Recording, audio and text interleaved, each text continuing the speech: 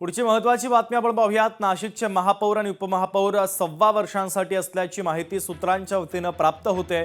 भाजपमधील अंतर्गत नाराजी दूर करण्यासाठी हा नवा फॉर्म्युला आता समोर येतोय।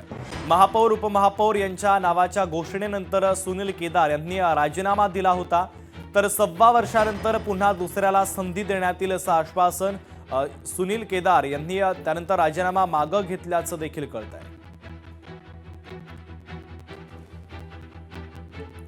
पुण्यातील गर्भवती महिला तनिषा भिसे मृत्यू प्रकरणी दीनानाथ मंगेशकर रुग्णालयावरील कारवाईला आता स्थगिती देण्यात आली। मुंबई उच्च न्यायालयाने राज्य सरकारला या संदर्भात नोटीस दिली, तर 21 फेब्रुवारीपर्यंत नोटीसला उत्तर द्या राज्य सरकारला कोर्टाने आदेश दिले। उच्च न्यायालयाने राज्य सरकारकडे अहवाल मागवलेला आहे।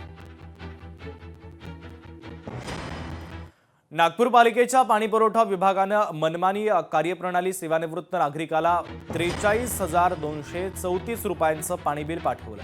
पाणीपुरवठा विभागाचा निष्काळजीपणा पुन्हा एकदा उघडकीस आलेला आहे। 14 महिन्यांचं एकत्रित पाणी बिल पाठवलं, तर नागपूरच्या हुडकेश्वर परिसरात राहणाऱ्या सीएम लोणार यांना महानगरपालिकेच्या पाणीपुरवठा विभागाने हे बिल पाठवलेलं आहे।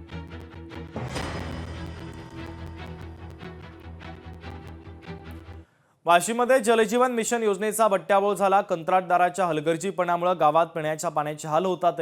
गावात नळ आहे, मात्र नळाला तोट्याने पाणीच नाहीये। वाशिमच्या वर्दरी खुर्द गावातील हा प्रकार आहे।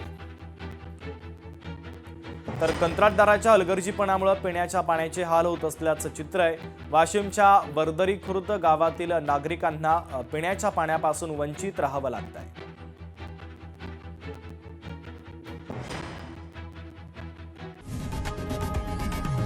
लोकशाही मराठी ऐका, पहा, जागरूक रहा।